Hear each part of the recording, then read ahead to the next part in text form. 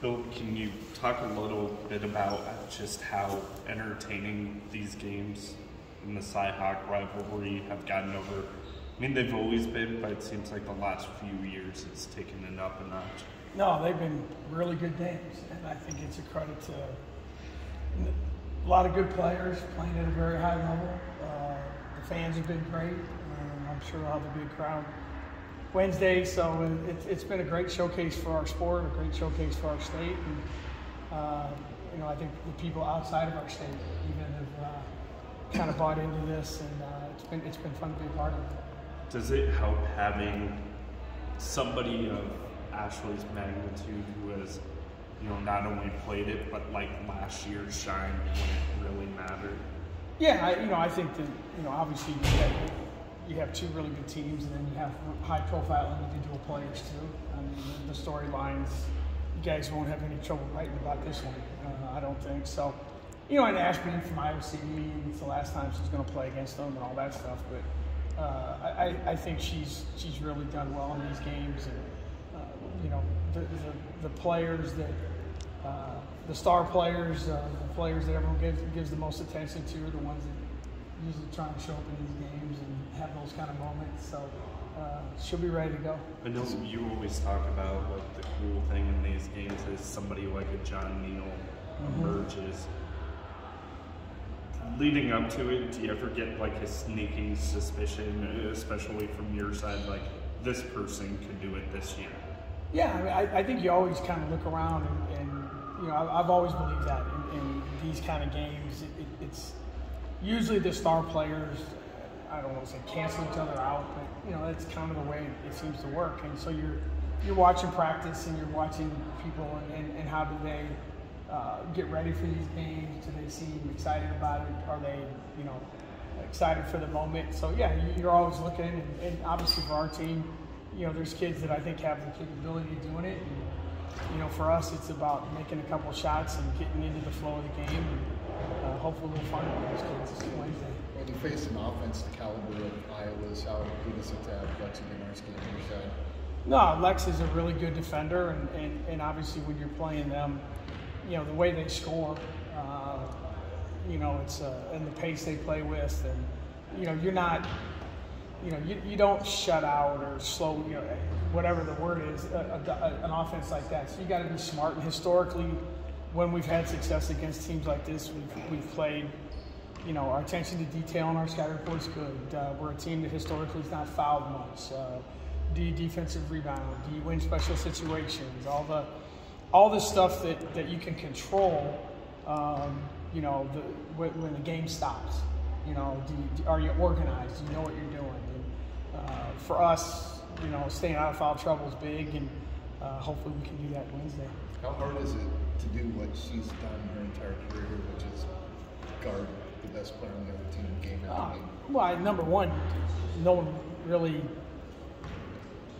cares about defense. So you got unless you're on the men's side, of course. But you know, I think you have to embrace that, and I think, you know, from the day she got here, there's a willingness to be a defender and to be competitive, and yeah, everyone on our team knows whoever's at the top of the scouting report, Lexi Denarski is going to guard. It's not even like everyone just kind of, okay, who do I get, you know, kind of thing, and that's good because she likes to compete, and she has to play against really good players every single time, and that doesn't change game to game.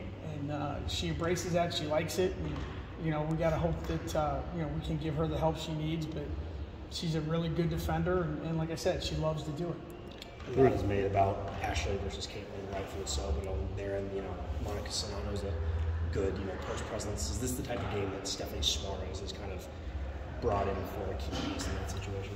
No, Steph is going to be really important. And, you know, I think, yeah, the obvious storyline is certainly two in-state kids. But, you know, it's not a pay-per-view one-on-one game. You know, Steph's going to have to play well, but this is her first, you know, situation where she's been in a game like this. You know, the emotion that goes with it. And, you know, Mo has really been a big part of our game plan too. So, you know, we've got to do the things that we can control.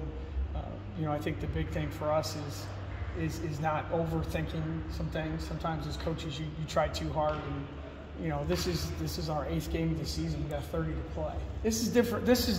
I mean, it's a huge game, but this is a little different than football. You only get 12 of them. You know, I think we got to all be, you know, careful that you don't get too crazy about it, but it's going to be fun, and I think our kids are really excited about the opportunity. Have you talked about how big having a sweep of the in-state opponents was? Is that something that's important again this year? Oh, yeah, it's always big. You know, for us, I'm not saying it's big for anyone else. Maybe people don't care, but you know, this is a big deal for us. Always has been since the day I got here. You know, you want to be the best team in your own state, and try to be. And we play everyone in our state, and 2 of the 3 we play on the road. And so, you know, the years that we've swept in-state stuff, we've accomplished a lot in those years, but that's right at the top of the list for me. I'm not saying this for anyone else, but for me, it's a big deal, and I think it's a big deal for our fans. And you know, we play them all in a short amount of time, and we got 2 to go. There was a time when it was a big deal just to get this game on statewide TV, and now you're on ESPN2. What does it say about the programs and just the rivalry? No, I think it's a great tribute to everyone, especially the players. I think the schools that have done so much to support the women's programs, and I've said, you know, you've heard me say it forever.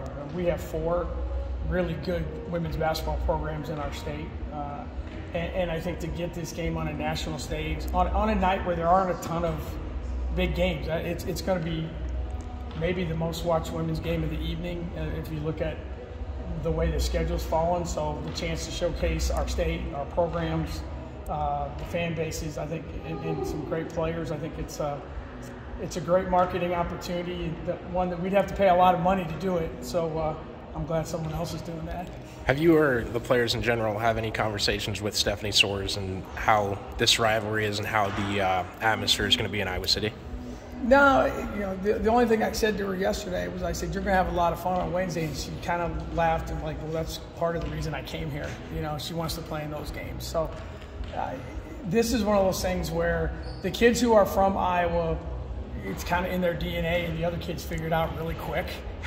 I mean, you have to kind of be in a cave to not know that. So they know. I mean, they get it. And but like you said, it's one of those games that you want to. If you're a competitive kid, you want to play in, and you want to play a great team in a great environment, and that's the opportunity we have on Wednesday. And I know you're a big reminder guy. Have you talked to your team about the comeback in Iowa City against your team, or do you just look at this team as a separate entity and not worry about that? Nah, I used to do a lot of that and overthink. These guys don't care. I mean, it's like, hey, coach, we're playing Wednesday. What happened 2 years ago doesn't matter, because we've been on the good and the bad of it. But no, you know, maybe a couple of the kids who played remember a couple of things, but most of them, they don't pay attention to that stuff. I'm not saying it's good or bad; they just don't. I mean, players forget quickly and move on to the next thing, and you know, their focus is Wednesday, not what happened a couple of years ago. I know how much respect you have for Iowa, but they've gone from number 4 to number 16 in the polls. Is there any less of like, wow, has your opinion of them as the caliber team they have gone down at all in terms of the fact that they have 3 losses and they're not number 4 anymore, they're 16? No, I vote on the top 25 for the coaches, and it's really hard to vote early in the year. I mean, look what they lost to. I mean, they lost to UConn, who's not bad. They lost to NC State, who's not bad, and they lost at Kansas State, who's really good by 1 point. So, no, the rankings don't mean anything. You know, our kids know how good they are, and I think they know how good they are. So, you know, it's still the game that everyone's talked about from the beginning. And on a national stage, yeah, it's different. It's not 2 top 10 teams playing each other, but that's a non-factor for us.